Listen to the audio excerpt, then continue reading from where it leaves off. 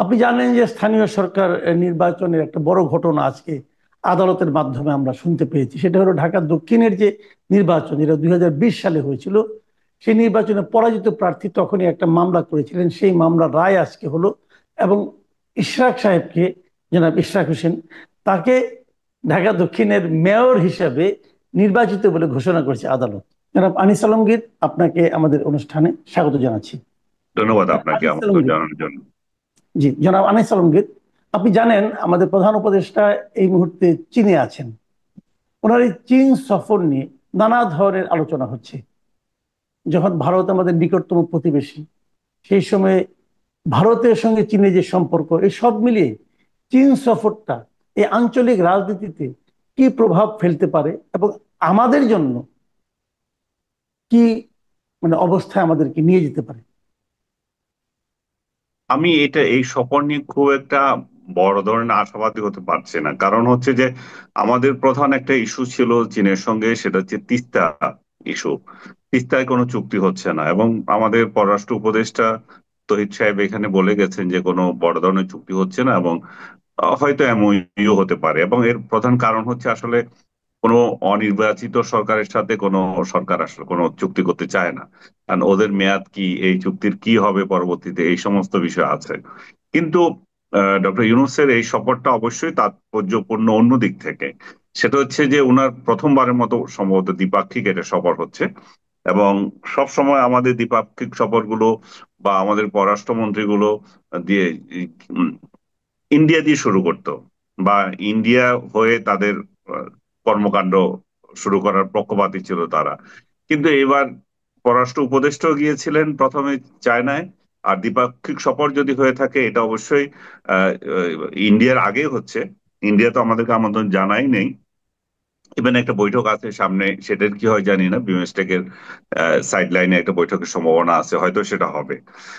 এখন সেই দিক থেকে ডক্টর ইউনূসকে এক ধরনের স্বীকৃতি, ইন্ডিয়া যেখানে বাংলাদেশের একটা অনির্বাচিত সরকার বলে তাকে অবহেলা করছে এবং বারবার বলছে যে আমরা নির্বাচিত সরকারের সাথে আমাদের আলোচনা হবে, সেই জায়গায় এখানে তার প্রধান প্রতিদ্বন্দ্বী বা এই অঞ্চলের সবচেয়ে বড় মুরব্বী, এই অঞ্চলের বলবো কেন, তো বিশ্বেরও বড় একটা মুরব্বী চীন। তো তারা যখন এই শক্তি যখন আহ, তাকে দাওয়াত দিচ্ছেন, সেটাকে আমরা গুরুত্ব হিসেবে দেখছি ওইভাবে আর কি। এটা সিম্বলিক অর্থে এটা অনেক বড় কিছু। কিন্তু বাংলাদেশের প্রধান স্বার্থ যদি আমি আরেকটা দেখি চীনের সঙ্গে, সেটা হচ্ছে রোহিঙ্গা ইস্যু। এই রোহিঙ্গা ইস্যু কিন্তু আহ আপনার যদি খেয়াল থাকে, এটা যখন আমরা আন্তর্জাতিক অঙ্গনে নিয়ে যাচ্ছিলাম, তখন এই চীন কিন্তু আমাদেরকে পরামর্শ দিয়েছে যে আমরা এটা যাতে দ্বিপাক্ষিক ভাবে সমাধান করি, এবং তারা সেখানে একটা মিডিয়েটর হিসেবে কাজ করবে। মানে আমরা, মায়ানমার এবং চীন মাঝখানে করবে। কিন্তু চীন এত প্রতারণা করেছে আমাদের সাথে, এর কোনো কিছুই হয়নি এই পর্যন্ত।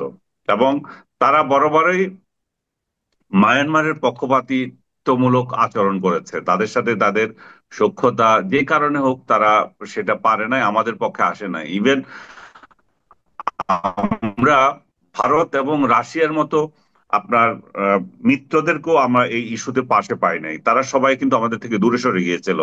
কিন্তু বা মুখে মুখে সার্ভিস দিয়েছে, কিন্তু যেটা আমাদের চায়নার সঙ্গে কথা ছিল, তাদেরকে আমরা বিশ্বাস করেছি এখানে দ্বিপাক্ষিক ভাবে হবে, আমরা বাংলাদেশ, আহ, চায়না আর মায়ানমার, কিন্তু সেটারও কোনো ফল আসেনি। এখন যেটা শুরু হয়েছে সেটা হচ্ছে আমেরিকান একটা দীর্ঘ প্ল্যান ছিল যে এই অঞ্চলে একটা আলাদা আহ, অঞ্চল করে দেওয়া, যেটা আপনি আরাকান আর্মি দিয়ে এখন আহ, মায়ানমারে হচ্ছে।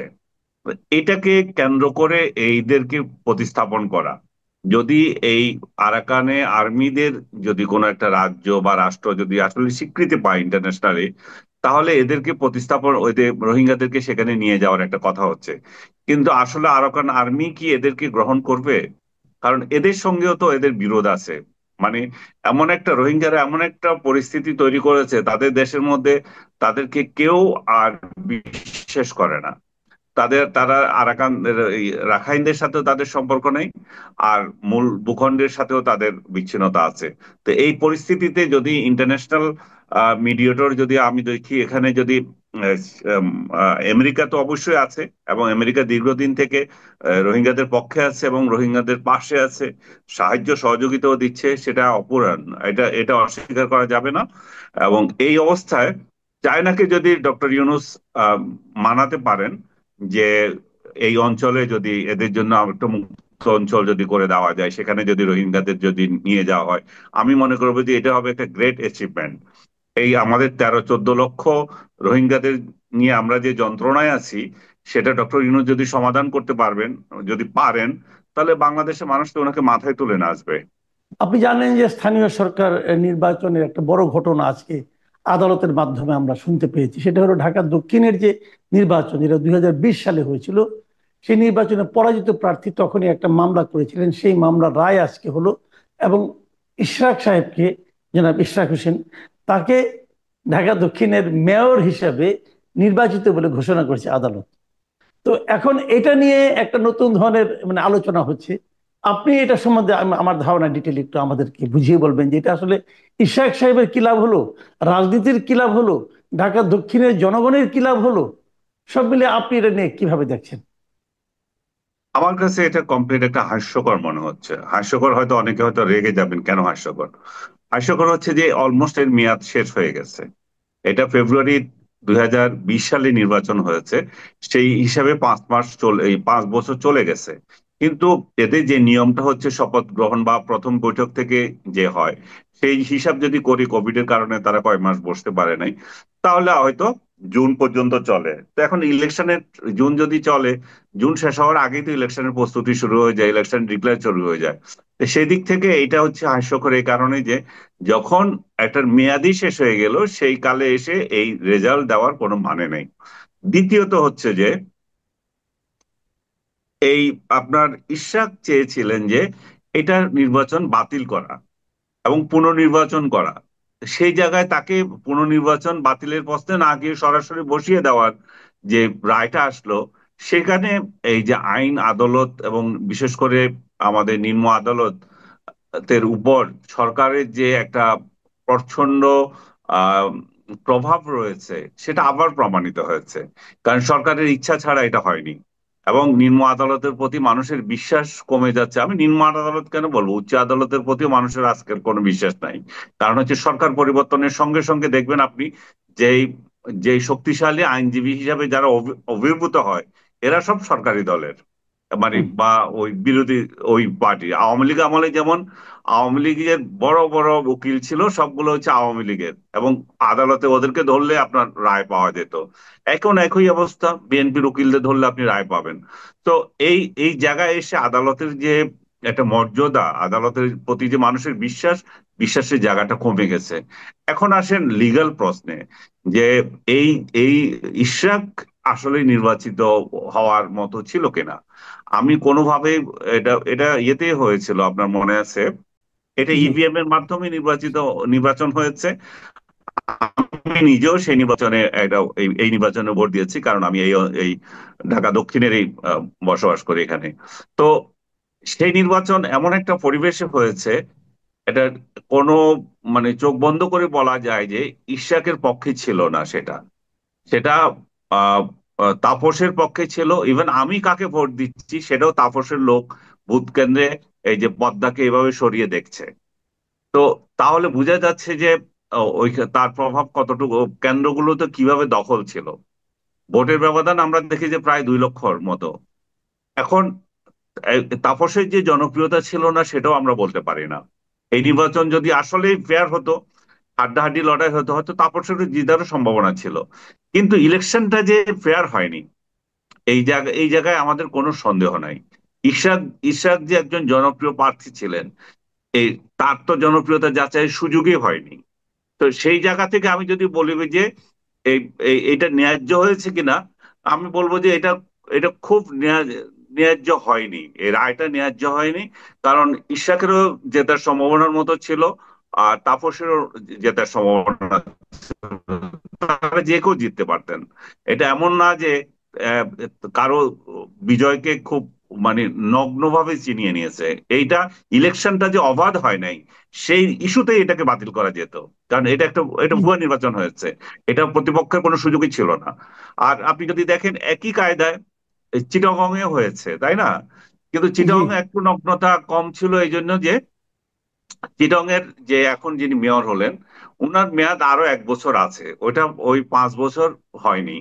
5 বছর না হওয়ার আগেই উনি এই সুযোগটা পেলেন। সেখানেও একই কায়দায় ভোট হয়েছে।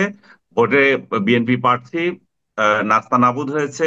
তাকে আহ, মানে ভোট কেন্দ্রগুলোতে যেভাবে জালিয়াতি করেছিল, এই জালিয়াতি বলবো না আমি, এটা প্রভাব খাটানো, এটা প্রভাব জি খাটিয়ে মানে ভোট কেন্দ্র দখল জাতীয় কাজকর্ম করে বিএনপি প্রার্থী সেখানে পাত্তা পায়নি।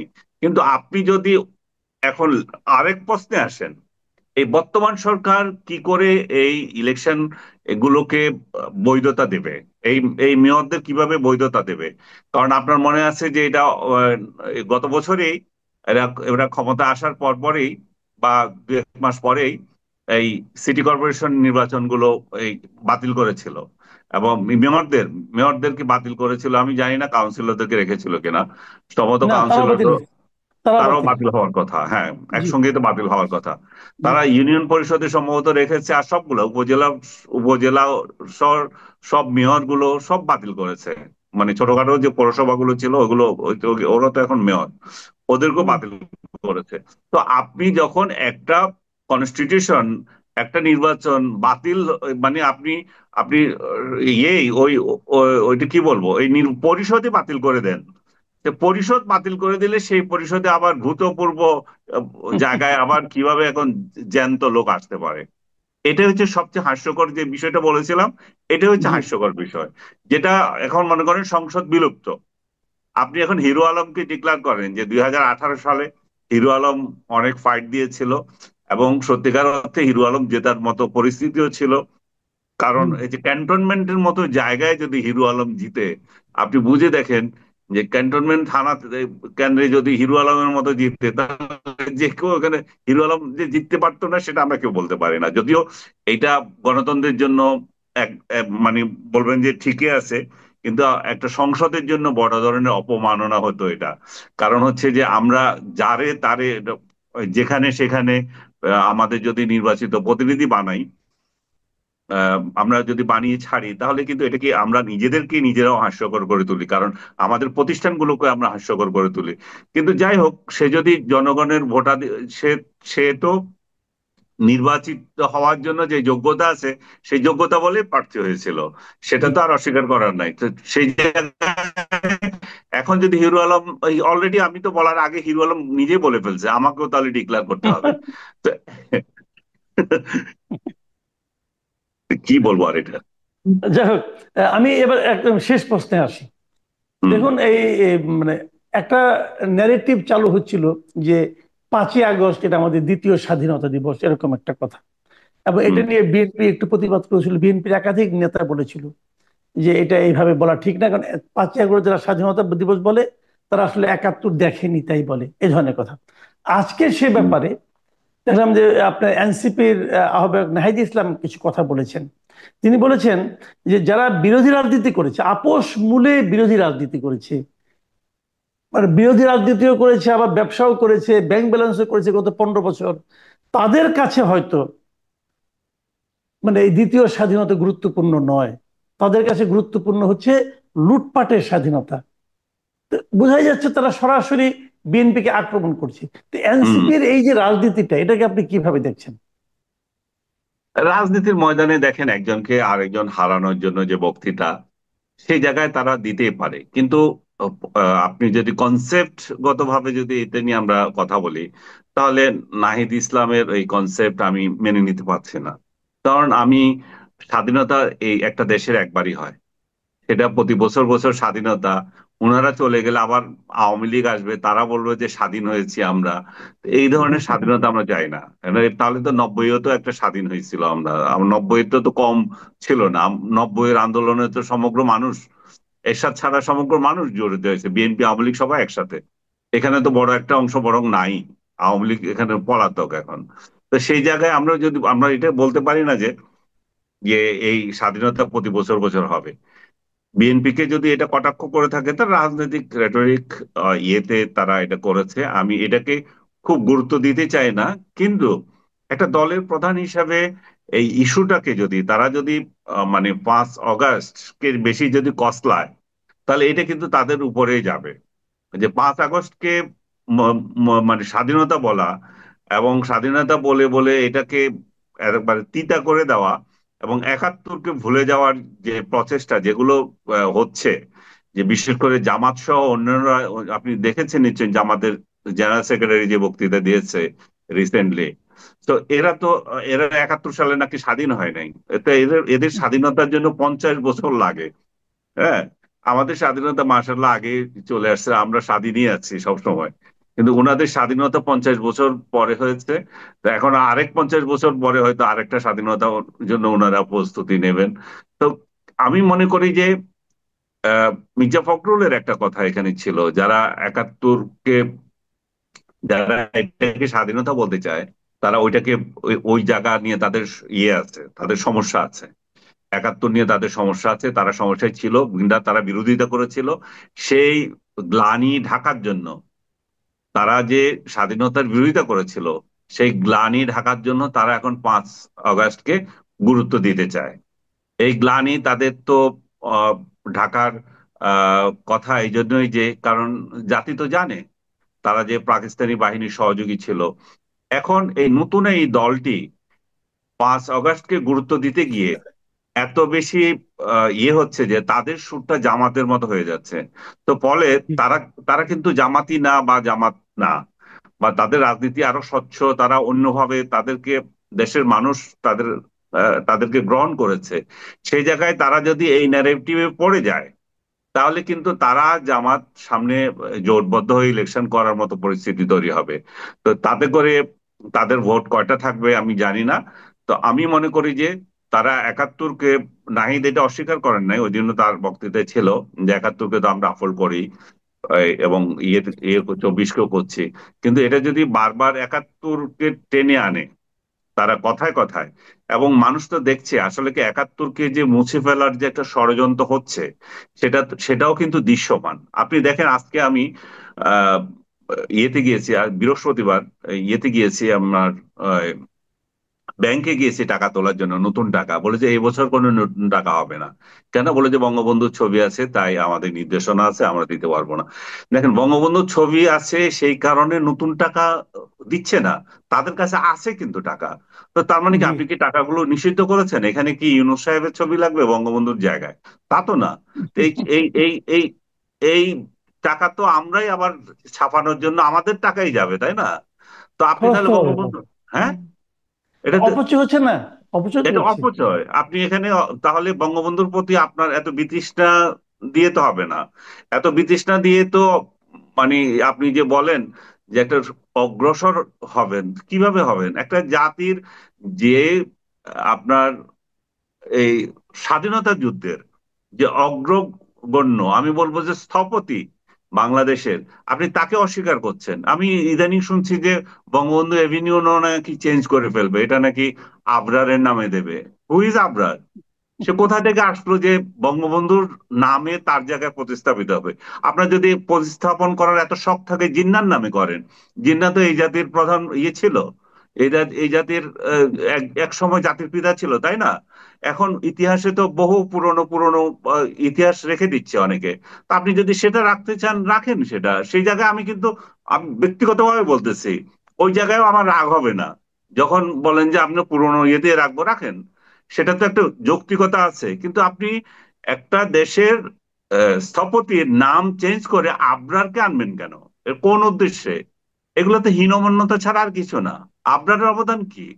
একটা গণপিটুনিতে মারা যাওয়া গেছে, সেই জন্যই সে ইয়ে হয়ে যাবে? বাক স্বাধীনতার জন্য কথা বলেছে সেই জন্য হয়ে যাবে? তাহলে তো এরকম শত শত ছেলে মারা যাচ্ছে এই বিশ্ববিদ্যালয় হলগুলোতে। এবং এই আমলে তো মারা গিয়েছে জাহাঙ্গীরনগরের একটা ছেলে। তো আপনি যদি এগুলা এগুলা এগুলাই হচ্ছে মানুষ মনে রাখে। এগুলো হচ্ছে সাইন যে আপনি আসলে রাজাকারদের প্রতিনিধিত্ব করতে চাচ্ছেন, না আপনি আসলে ঐক্যবদ্ধ সমাজকে নিয়ে সামনে এগিয়ে যেতে চাচ্ছেন। সেই জায়গায় দুঃখ লাগে আর কি, যখন ডক্টর ইউনূসের হাতে এগুলো হয়। তখন, কারণ উনি তো আর স্বাধীনতা বিরোধী লোক না, উনি স্বাধীনতা যুদ্ধে তো ওনারও অবদান আছে। তাহলে ওনার কাঁধে বন্দুক রেখে কেন এগুলো হবে? সেই জায়গায় জি। আমরা মনে করি যে ওনার বঙ্গবন্ধুর নামে অনেক প্রতিষ্ঠান হয়েছে, বঙ্গবন্ধুকে তিক্ত তিক্ত ইয়ে করে ফেলছে মানুষের শেখ হাসিনা, এটা তো আমরা অস্বীকার করছি না। এই প্রতিটা প্রতিষ্ঠানে কর্নার কর্নার কর্নার, বঙ্গবন্ধুর যে জন্মবার্ষিকী পালন 2 বছর ধরে এটা চললো, সবই ঠিক আছে। কিন্তু ওনার নামে যে সমস্ত প্রতিষ্ঠিত জায়গা, যেটা শেখ হাসিনা আসার আগেই ছিল, দেশ স্বাধীন হওয়ার পরেই ছিল, সেগুলো কেন আপনি চেঞ্জ করতে যাবেন? আমার বাসার পাশে আছে সুলতানা কামাল, আপনার ইয়েটা, এই যে মহিলা ক্রীড়া কমপ্লেক্স। সুলতানা কামাল একজন বাংলাদেশের অ্যাথলেটস, সে একটা দেশের ইয়ে ছিল, ক্রীড়াবিদ ছিল। তো তার নামে যদি একটা প্রতিষ্ঠান হয়ে থাকে, এটা সে শেখ ফ্যামিলির বলে আপনি তাকে বাদ দিয়ে দেবেন? তা তো দরকার নাই। আপনি বাদ দেন, আরো শত শত শেখ হাসিনা নিজের নামে, তার 14 গোষ্ঠীর নামে, মায়ের নামে, ভাইয়ের নামে কত কিছু করেছে, সেগুলো বাদ দেন। এগুলো এগুলো কোনো, এগুলো বাদ দেওয়াতে কোনো ক্ষতি নেই। কারণ এগুলো উনি করেছেন ওই এক ধরনের মানসিক ব্যাধি, যে দুনিয়ার রাইট। সব জায়গায় আপনি হুম, আপনার হুম। আত্মীয় স্বজনের নামে কেন করবেন? সেই জি। মানসিক ব্যাধিটা আপনি দূর করতে গিয়ে এখন যেটা করতেছেন, সেটা হচ্ছে রাজাকারী। আপনি এটা করবেন কেন? আপনি যার যেটা প্রাপ্য তাকে সেটা দেন। আপনি সেই জায়গায় না যে বঙ্গবন্ধুর নাম ফেলে দিয়ে আপনি দিচ্ছেন আবরার। এবং আপনি দেখছেন যে ওই মেহেরপুর না, যে মাগুরার, লালমনিরহাট। হ্যাঁ, লালমনিরহাট। লালমনি, হ্যাঁ, সেখানে সেখানে আমাদের 52 থেকে 71 পর্যন্ত একটা জি। মোরাল, যেটা ধারাবাহিক ভাবে আমাদের ইতিহাস আছে, সেই জায়গাকে আপনি স্বাধীনতা দিবসের অনুষ্ঠানে ঢেকে দিচ্ছেন। এর থেকে লজ্জার, এর থেকে নিকৃষ্ট কাজ কোন সরকার আর করতে পারেছে কিনা আমার জানা নাই, কোন সরকার করেছে কিনা। তাহলে স্বাধীনতাকে আপনি কিভাবে ধারণ করেন? তাহলে এই 5 আগস্ট যারা করেছে, তাদেরকে তাদেরকে তো এই সরকারই বাধ্য করছে, এই সরকারই বুঝাই দিচ্ছে যে এরা হচ্ছে স্বাধীনতা বিরোধী, এরা হচ্ছে জামাতের সহযোগী। এবং এরা এই জন্যই এরা এদের স্বার্থে লাগছে বলে এরা আরেকটা মুক্তিযুদ্ধের একটা তো, একটা দল তো পালিয়ে আছে, আরেকটা মুক্তিযুদ্ধের শক্তি যারা আছে তাদেরকে অপমান করছে। মির্জা আব্বাস যদি বলে থাকেন যে দ্বিতীয় স্বাধীনতা বলে কিছু নাই, মির্জা ফখরুল যদি বলে থাকেন, যথার্থই বলেছেন, এবং বাংলাদেশের মানুষের কথা বলেছেন তারা। স্বাধীনতা পক্ষে বিপক্ষ এখানে বিষয় নয়, সর্ব সর্ব মানুষের পক্ষ নিয়েছে। আমাদের স্বাধীনতা তো একটাই। আসলে যে ওনারা আসলে স্বাধীনতা দুইটা বোঝাতে চান, এটা আবারও প্রমাণিত হয়েছে, 26শে মার্চও প্রমাণিত হয়েছে। আপনি দেখেন, এক একটা কোথাও স্বাধীনতার গান শুনেছেন আপনি সারা দেশের মধ্যে? আমি হুম। শুনি নাই কোথাও। আমি কোনো টেলিভিশনও দেখি নাই যে একটা স্বাধীনতার গান হয়েছে। আমি কোনো পাড়া পাড়ায়, মহল্লায় একটা গান শুনিনি, বঙ্গবন্ধুর ভাষণটাও শুনিনি। আমি এই যে 21শে ফেব্রুয়ারি গেল, সেই আমার ভাই রক্তে রাঙানো 21শে ফেব্রুয়ারি, এই গানে আমরা মুখরিত হইতাম, সেটাই নাই। তাহলে 21 নাই, আপনার 71 নাই, আপনি কাকে নিয়ে আসেন? হ্যাঁ, এর তো জি। প্রশ্ন আসবেই, আপনি আসলে রাজাকারদের প্রতিনিধিত্ব করছেন কিনা। সো আমি মনে করি যে ডক্টর ইউনূস যদি এদের খপ্পরে পড়ে থাকে, এই স্বাধীনতা বিরোধীদের, তাকে এখান থেকে ফিরিয়ে আনতে হবে। উনি দেশটাকে সঠিক পথে নিয়ে যাওয়ার জন্য মুক্তিযুদ্ধকে অবশ্যই ধারণ করতে হবে। আপনার আওয়ামী লীগকে ধারণ করা দরকার নাই। আওয়ামী লীগ কি হবে না হবে সেটা অন্য ব্যাপার। আওয়ামী লীগ মুক্তিযুদ্ধের একক ঠিকাদার না। মুক্তিযুদ্ধ আমাদের রক্তে রঞ্জিত, এটা অর্জিত, অনেক অনেক মূল্যে আমরা এটা পেয়েছি। সেটাকে আমাদের ধারণ করতে হবে সামনে এগিয়ে যাওয়ার জন্য। অনেক ধন্যবাদ জনাব আনিস আলমগীর। প্রিয় দর্শক, আপনারা শুনলেন আনিস আলমগীরের ব্যাখ্যা স্বাধীনতা নিয়ে, 71 নিয়ে, দ্বিতীয় স্বাধীনতা নিয়ে। আপনাদের কেমন লাগলো লিখে জানাবেন।